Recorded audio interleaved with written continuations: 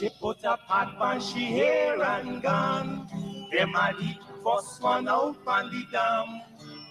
Basket on she head, bucket in each hand, hold up on she frack, I wanna she grandson. To the market, them a go.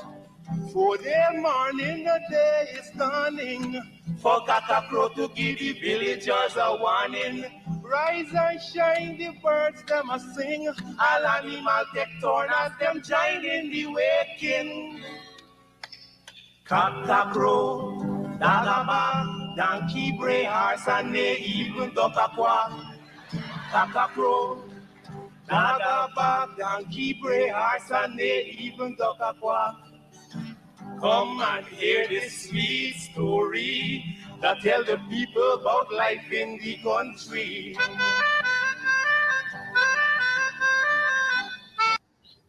To tell the people the true story about life in the country. Again, we're here to talk about stories about life in the country, wherever you are, whether you're on the quarantine, you're on the West Coast, Barbies, you're in Linden, you're in Ituni, you're in Latham, Bartica, Port Kaituma. It doesn't matter where you are in Georgetown and outside of Guyana, Barbados. Lots of folks from Barbados are watching, and Canada, the UK, wherever, the United States, wherever you are. Well, right now, we are ready for you on Anansi Web Education. President Granger, good night and welcome again to this program. How are you, sir?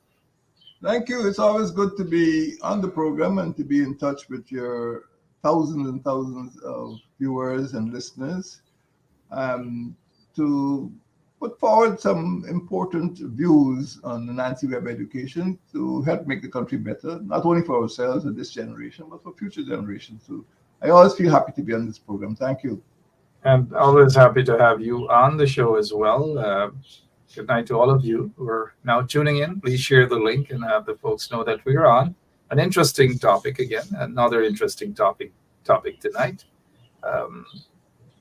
How's your garden, your kitchen garden going as we prepare for this show? Well, we've come out of a very long wet season. Now we're in a very hot dry season. So it seems like something Martin Carter would have written about years ago, parching, drought, and flood. So right now we're being parched. And I hope that we get an ease in December, because right now all my pawpaw trees died out.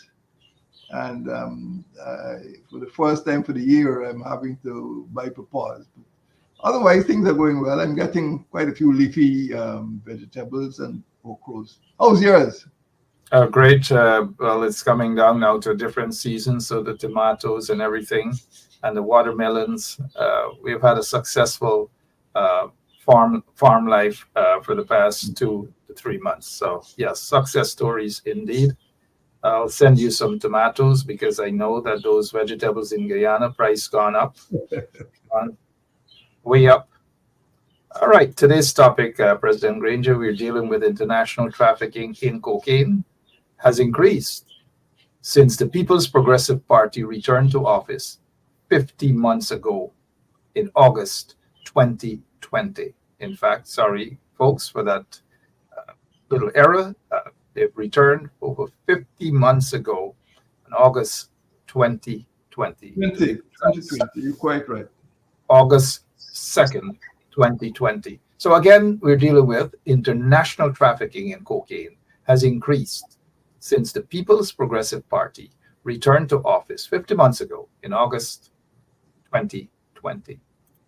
And so Anansi Web Education, our program, examines the topic of the Shaheed syndrome. Shaheed syndrome, with the aim of addressing the following questions. And we go to the first question, President Granger. What have been the effects of the Shaheed syndrome on the country? And Shaheed syndrome, what has been that effect? Well, when we speak of a syndrome, I'm not a medical person. You're speaking about something more than a disease. You're speaking about a condition which can have a variety of causes and consequences. It's something that just goes on from different sources and it is not something that's easy to stamp out. So when you speak of a syndrome in Guyana, when you speak about the effect of this syndrome on the country, we're looking at corruption.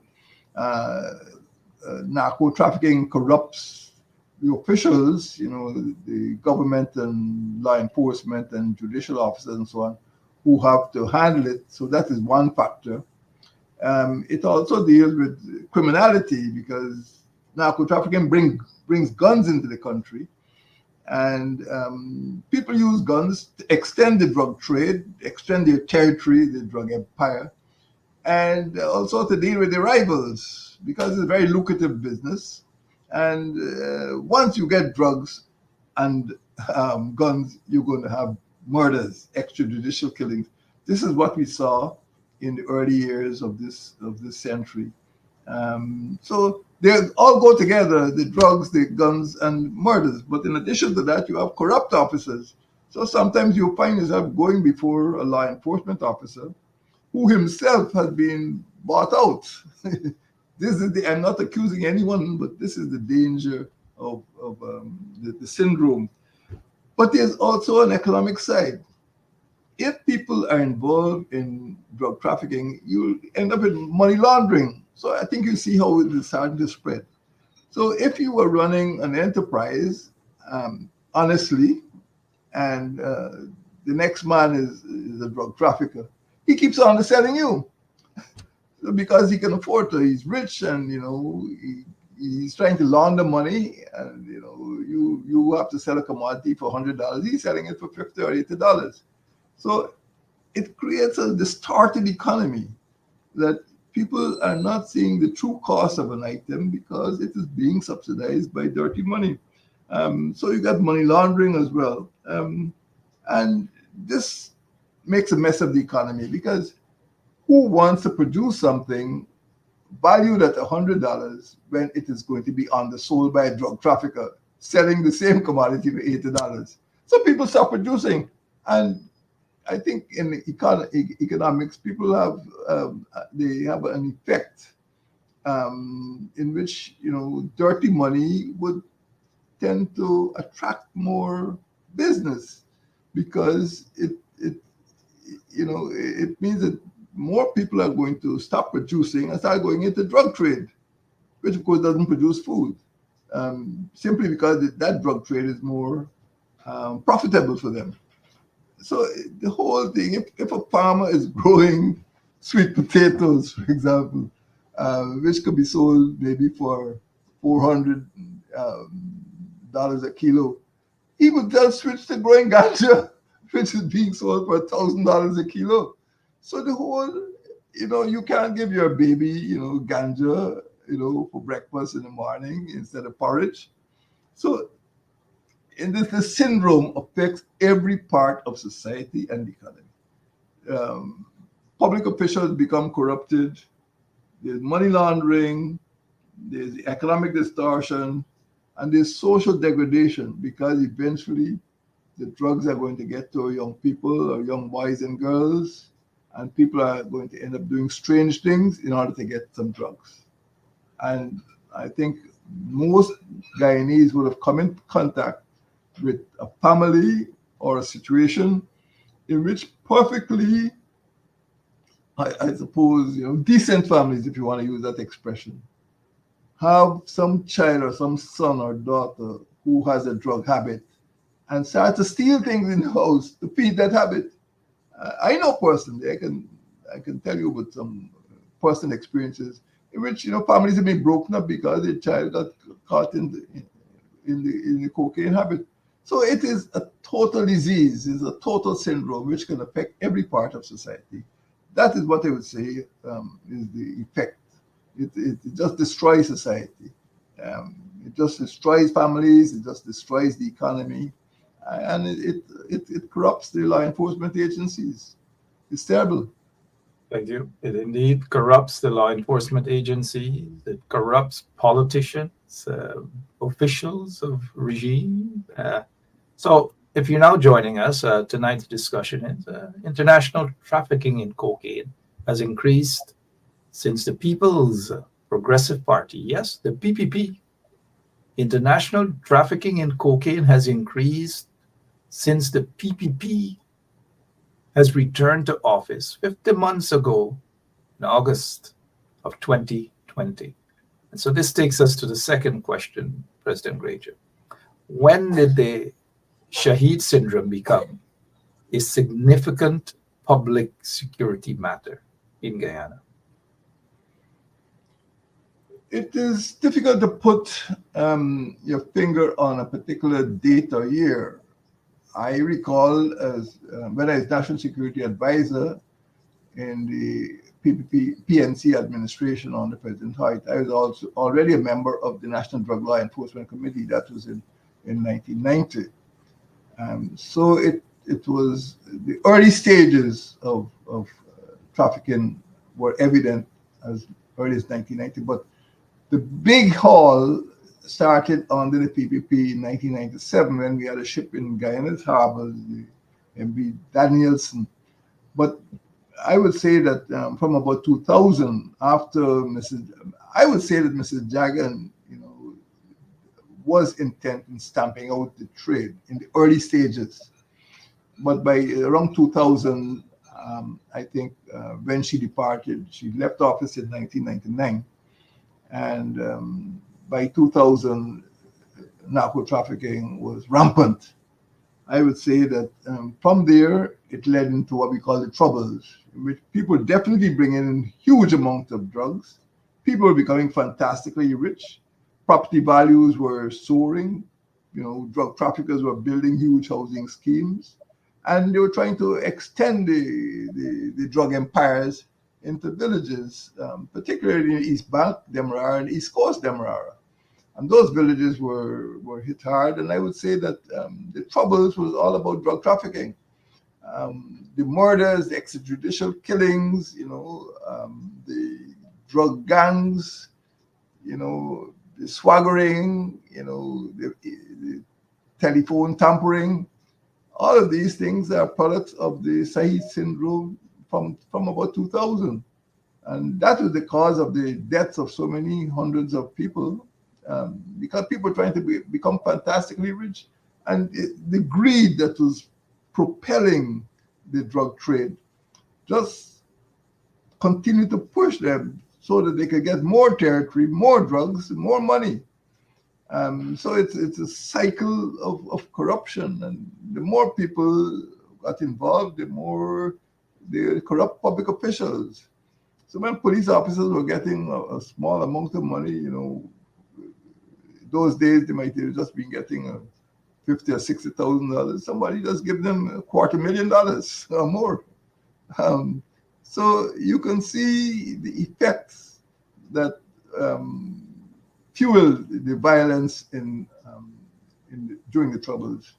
And when people got in the way, you would get murders. And for the first time in the history of this country, you had a situation in which, the Minister of Home Affairs himself, responsible for enforcing the National Drug Strategy plans, for enforcing counter-narcotics measures, he himself had to be investigated for running a death squad under the PPP.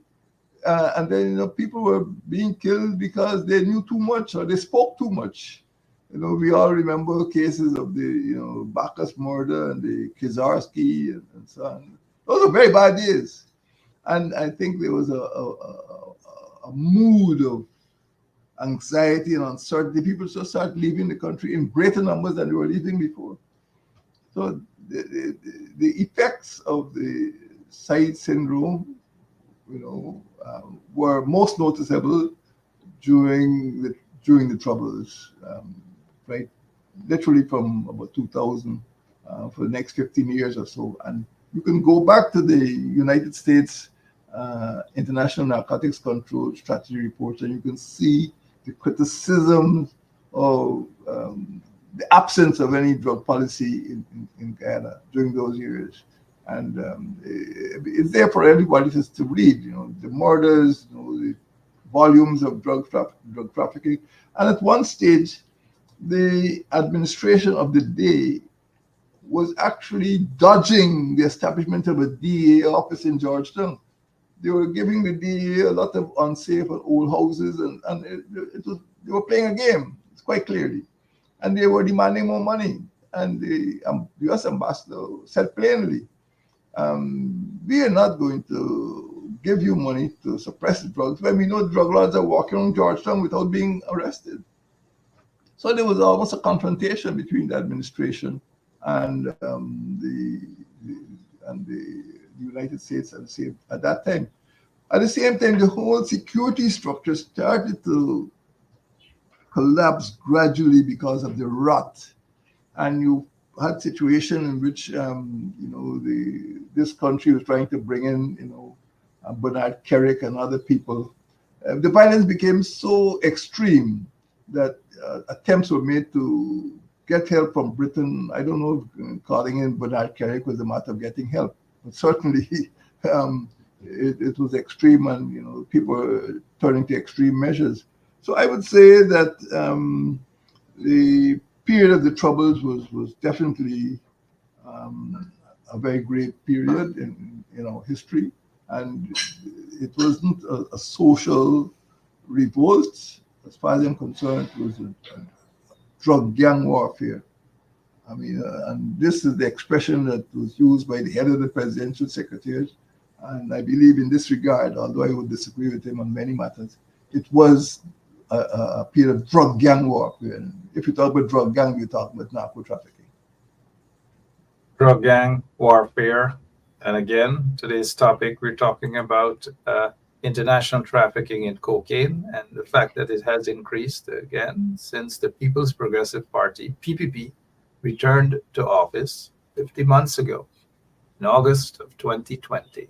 Drug trafficking is rampant. The planes are coming in, the submarines are all manner of things, the planes, tons upon tons of cocaine. And the third question, President Granger, where has the Shaheed syndrome had its gravest and greatest impact? In geographical terms, I would say that the villages of East Demerara were the hardest hit. Traditionally, from the immediate post-emancipation period, there were very large concentrations of people in East Demerara and East Bank. You don't have to go into reasons for that, but they became targets of the drug trade because they felt that these people could be both couriers or people who were doing the drug running at a low level and consumers. And so I don't know the thinking of the drug lords at the time that you had communities where they could produce both consumers and couriers at the same time. So the consumption of drugs started to destroy lives, started to destroy families, and the drug traffickers at that time felt that they could make a profit. So some of the drugs, I presume the bulk of the drugs would have been exported to more lucrative markets in North America and Western Europe. But at the same time, people were becoming addicted to drugs, and I think you could go to some areas and see drug addicts. People were just stealing and doing all sorts of things to get money to buy drugs. So in the final analysis, it was very profitable for the drug lords. And then we saw people in the law enforcement agencies being corrupted. At one stage, we had to, I think the head of the Customs and Narcotics Unit was assassinated. And you had policemen being involved.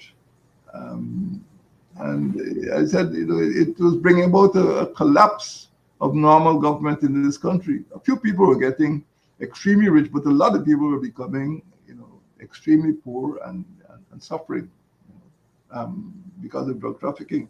So the greatest impact geographically was on the coast, but at the same time, because planes were landing in the hinterland, many of the villages also became contaminated because they knew that these landings were taking place, and there was no intelligence system to report information to the center. In fact, at that time, I don't know if the center was interested in finding out who was landing, who was bringing in, but people knew that the planes were landing. So I cannot say that it corrupted the hinterland communities, but in the same way that the coastal communities were corrupted. But I would say that the greatest impact was in the villages in Demerara. Later on, I think it was quite evident that many other villages, I don't know if the administration at the time felt that this was um, a sort of fault of the users, that, it's like self-harm. They felt that if you wanted to take drugs, well, you have nobody but yourself to blame. But when it started to go into other communities and you started to see murders and a lot of deviant behavior, then I think they realized it was becoming a national problem. But I think for most of the troubles, the target areas were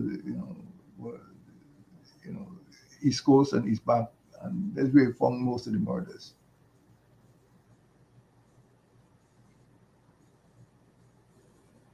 Thank you so much, there, President. Responding to that question about which was the third question, where has the Shaheed syndrome had its gravest and greatest impact? And you did mention the deputy head of KANU, Customs and Anti-narcotics unit. Anti-narcotics, yeah, thank you, was assassinated, was murdered back in the early 2000s. Vibert Innes, and to this day, the family has not gotten any sort of justice. But the targeting of Deputy Head of Customs, Vibert Innes, wasn't accidental or coincidental. It was a targeted assassination, as we speak here now, of the Shaheed syndrome. We go to the fourth question. Why has the Shaheed syndrome been allowed to prevail up to the present? Well, of course, you realize Shaheed is not a person. It is just a description of a syndrome. It's almost like a medical term, because, this started long before anybody, was regarded as a sort of drug lord, and it continued up to the present. So this is just to emphasize the fact that Shaheed is a condition. It's not a citizen of Guyana. It continues because it is lucrative, it is profitable, and there are people in high levels of this country who are not interested in stamping it out. And it is clear that if people are landing in the hinterland, you deploy your troops and your policemen to the likely places where they could land. You'd use drones, you'd use some type of surveillance equipment. But when you decide not to do it, you're allowing it to continue. When you decide not to take countermeasures, not implement countermeasures, it means that you are allowing, narco trafficking to continue. So that is one of the main reasons. There's lack of political will, that within the ministries, within the government, there is no apparatus, there's no will to bring the narco trade to an end. There's some countries without, narco trade. For example, people like to praise Singapore. Singapore is such an orderly country. But, people are executed for having a few, grams of ganja. And here we have people who are known to be involved in cocaine trafficking. And what happens is you transfer policemen from one place to the other. You conduct sometimes you don't conduct investigations. It's just a whispering campaign, and it just goes on. It's been going on for over 30 years. And there is no time, except during my presidency between 2015 and 2020, in which you can say people, just remove themselves from prominent positions. Prior to 2015, known drug lords would be swaggering Um, I remember in one case, a notorious drug lord had to be caught in another jurisdiction during the PPP administration, although he was known to be moving around and they knew the nightclub, they knew his girlfriends, but he was never arrested. And it was only when he went into another country that he was arrested. I think the president of that country actually called his police chief the sheriff. That is Suriname. I think President Bogsi actually called Mr. Santoki the sheriff. And Santoki used to wear a sheriff hat, because, he was regarded as being committed to stamping out drug trafficking in Suriname. So when drug traffickers fled from Guyana to Suriname, that is where they run into the sheriff and they got extradited. But Guyana had no interest in actually arresting and extraditing drug traffickers. And they just allowed it to prevail because too many people profited.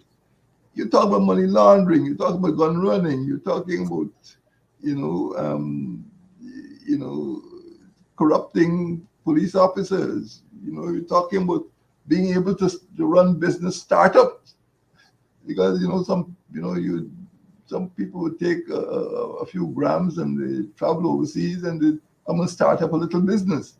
So it became a part of the dark economy, and few people were interested in stamping it out. And this is the situation we have in this country now. There is now no serious policy to prevent cocaine coming into this country or leaving this country. And there's no serious enforcement policy. And that is why it prevails, because there's no political will, there's no organizational structure, there's no legal mechanism by which these people could be prosecuted, and it just goes on. And nobody knows when it will stop if we have the PPP in charge of law enforcement. There's no telling when it will be brought to an end. The Americans are more concerned about it, the DEA. And when you see a big bust take place, it's because DEA is behind it. It's not local intelligence, I can tell you that for sure. The DEA is providing the information. The DEA is calling the shots. And people do not know until the last moment, if at all, that there's going to be a bust. And the DEA is behind every major drug bust in the Cooperative Republic of Guyana, not Kano. And thank you so much for that the DEA is behind every major drug bust in Guyana. It is said that sometimes these so-called agencies responsible for drugs are most times not informed, or last minute they are told such and such without any details. And that explains what is really happening in those agencies in Guyana. Takes us to our second to last question. Who are the victims who suffer from the effects of the Shaheed syndrome? And you did mention earlier Kanu officer Vibert Innes. Many of you who may remember Vibert Innes, deputy head of Kanu at that time when he was gunned down. There was no interest at that time for any investigations under the PPP regime. It's as though they didn't care, they weren't concerned, there's no justice. And almost 20 years, there is still no justice at all. The family have not gotten any sort of justice, the family members. So now takes us to our second to last question. Again, who are the victims who suffer from the effects of the Shaheed syndrome? This is not such an easy question to answer. Certainly, particularly young people who consume the illegal narcotics suffer because many of them can't recover. There is no proper rehabilitation system in Guyana. A few people go, I think the Salvation Army has a center, and rehabilitation is not taken as a serious course of action in this country. So young people, I know, sometimes from personal experience, I know have become addicts, and they have become problems for their families, particularly their mothers. They sell their mothers jewelry, and I know people sometimes have to abandon the addict, and sometimes the treatment is not successful, and it becomes a great burden on the family because many poor families cannot afford to keep their children, in treatment. So the users are obviously the first victims, but there are other people who get sucked into the trade, and it leads to trafficking in persons, and unfortunately, the other young girls are sucked into that, and it leads to corruption. Again, you can have enforcement officers who are susceptible to bribes and to and to do to get involved in wrongdoing, and you see this happening sometimes at the ports. I think in times past we had some equipment which, from the time it arrived, it would just stay there for 1 year, 2 years, and they somehow, could never get it to work. And as soon as you try to fix it, it will go bad again. Similarly, the international airports, you can always find somebody at the low level who would maybe put drugs on board the plane or take drugs off. So you see, it tends to operate at different levels. At the lowest level, you have people who are really handlers or couriers. And sometimes you hear stories about people being just give them a package to deliver in some Caribbean country, and they don't know what they're carrying. They may be innocent. Again, it is not a crime that is carefully documented. And I would say the victims suffer. The victims tend to be young persons who are experimenting with drugs, maybe to get a high or to use drugs for recreational purposes. But there are some who are basically traffickers, and they make their living by getting young people hooked on drugs. So the victims could be widespread. Officials could be affected. Victims of trafficking could be affected. Young people looking for fun could be affected. But as a whole, the country suffers because the economy could be, disrupted because of money laundering, and of course, people would move their production out of what you may call useful crops, food crops, and into drugs. And this is what would be happening. It's not cocaine is one thing. We don't produce cocaine here, but I've seen some extensive farmlands, being given over to ganja production. And if you imagine that those farmlands could have been producing food, we'd have no food problem in Guyana.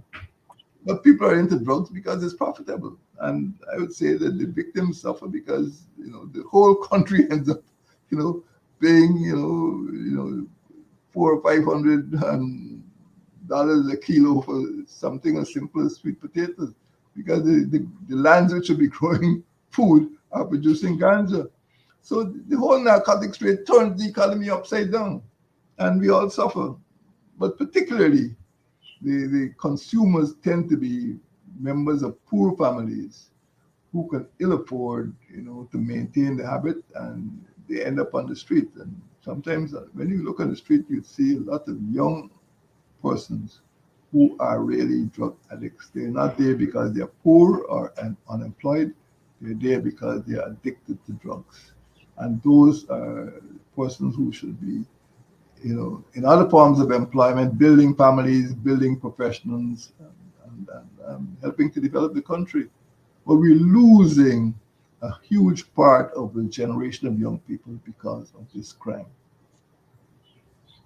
Thank you so much, President Granger, and all of you watching. If you're now joining us, good night and welcome to Anansi Web Education. Tonight's topic, very interesting, international trafficking in cocaine. It has increased since the People's Progressive Party, the PPP, returned to office 50 months ago in August 2nd, in fact, in August 2nd of 2020. Our final question for tonight, President Granger. How has the Shaheed syndrome influenced international perceptions of this country, Guyana? I would say that the general perception of Guyana as a law-abiding country has suffered because they now see Guyana as not only a transit point, and this has been emphasized over and over again by the United States State Department International Narcotics Control Strategy Report. It's not just a transit point, but it is in danger of becoming a narco state in which the economy, regardless of petroleum production, the heart of the economy, day-to-day trade, everyday business, is controlled by drug traffickers. And one way of getting into the the legal or legitimate economy is through dirty money. So people who get involved in providing services for the petroleum economy by providing capital that is generated from the drug trade. So we see a lot of stuff going up there, not accusing anyone, of course. You see a lot of buildings, you see a lot of changes taking place within the so-called private enterprise. But, the question is, where does the money come from? And it's not just a matter of getting money, just as if you went to the bank. This money is going to bring debt, it's going to bring guns, and the people who provided the drugs from overseas are going to want to be paid. So it creates a cycle of crime that if people from a drug-producing country send drugs into this country, they want to be paid. They don't want to lose their business. They don't want their commodities to be seized, and they don't want people coming to the doorstep apologizing for losing the commodity. Some people are going to get killed. And I would say that the international perception is going to harm Guyana in the long term. People are speaking a lot about having conferences and bringing business to Guyana, but a lot of people are very nervous. A lot of people are afraid of the corruption. A lot of people are afraid of the description of Guyana as a narco platform. And perhaps you could get much more business done if we were straight, if we were honest. So even though some people are satisfied that are happy that the oily petroleum economy is bringing business, the narco economy is keeping business out. In the long term, we will lose because there are a lot of clean investors who will not come in. And many countries now in the West, prohibit their companies from doing business with businesses in Guyana which are associated with the drug trade. And we've seen that, and of course the Americans play with the cards very close to the chest, and we've seen people who have had their visas suspended or taken away. We've seen businesses which cannot get loans from certain Western banks and cannot transact business with certain legitimate Western banks because they're involved in laundering dirty money, very frequently from narcotics trade. So in the long term, if not in the middle term, we are shooting ourselves in the foot. And international perceptions count. And if people feel that coming to Guyana is going to be risky because of corruption and cocaine trafficking, narco trafficking, they'll go somewhere else. They go to St. Lucia or Barbados, which appears, is more is a rule-governed jurisdiction. But we are hurting ourselves. Although a few people might be getting rich, we're hurting ourselves as a nation by not doing more to suppress the narcotics trade. We are perceived increasingly as becoming a narco state. Again. But quickly before we go, we know, and this is not part of questions that I have for you, but I do know the evidence is there that under your presidency, you ensured that the right set of folks were in positions, whether it's law enforcement positions, to take care, to tackle these problems. Uh, how satisfied were you that the correct persons were put in place? I don't have the files, I cannot judge. But what I do know is that when I was in office, we had set up a separate organization, the National Anti-Narcotics Unit, because the KANU simply did not have the capacity. And once you set up NANA, it means putting certain procedures in place. For example, people had to do the polygraphing. People had to be carefully selected, properly paid, and they had to be polygraphed at certain intervals. Um, and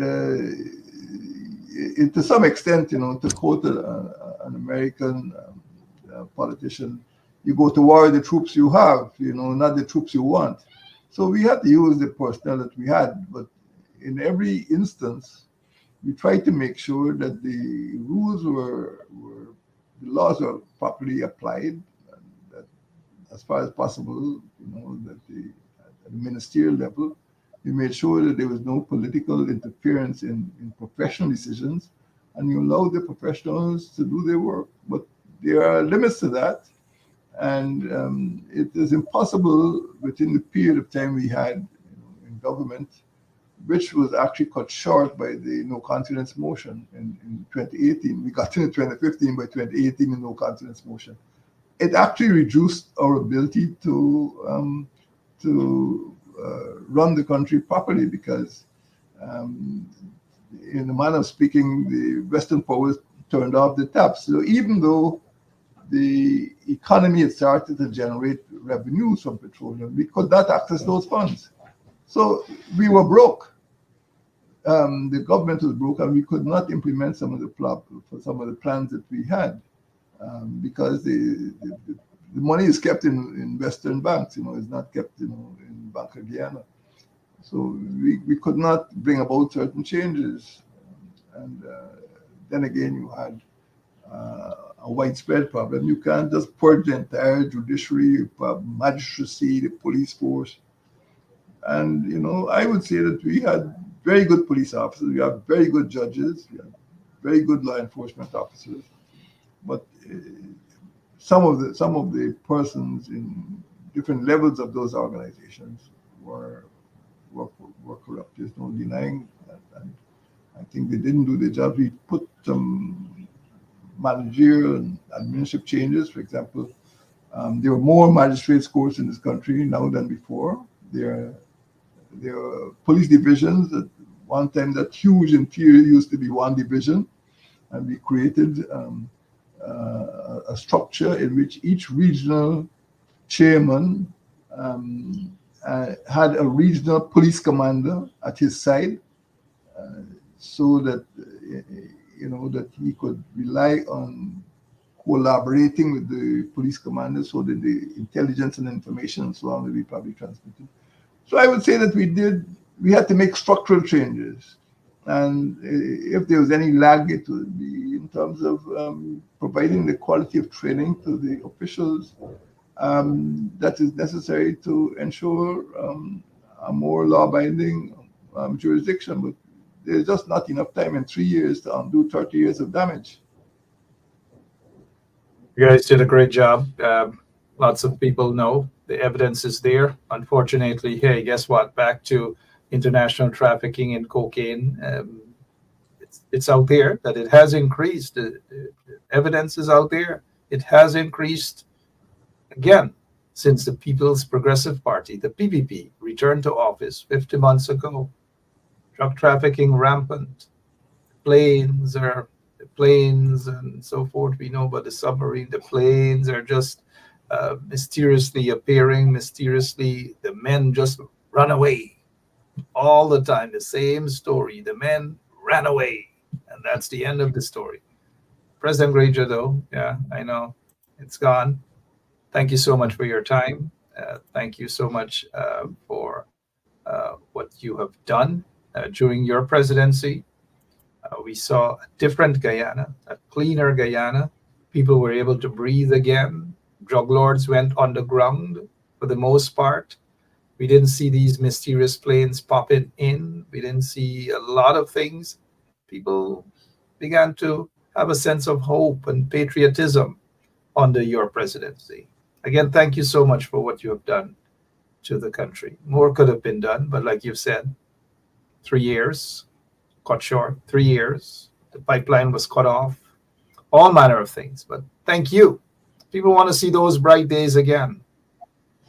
Thank you so much, sir, for your time tonight. Thank you. Good night. Good night. And to all of our listeners, see you again next week. Same place, same time on 107.1 FM with Anansi Web Education. Good night.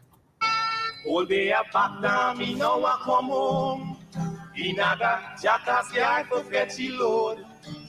Cockle Shaheed, bag over shoulder, running by his side, a Rexy and Rover. From the farm, them a come.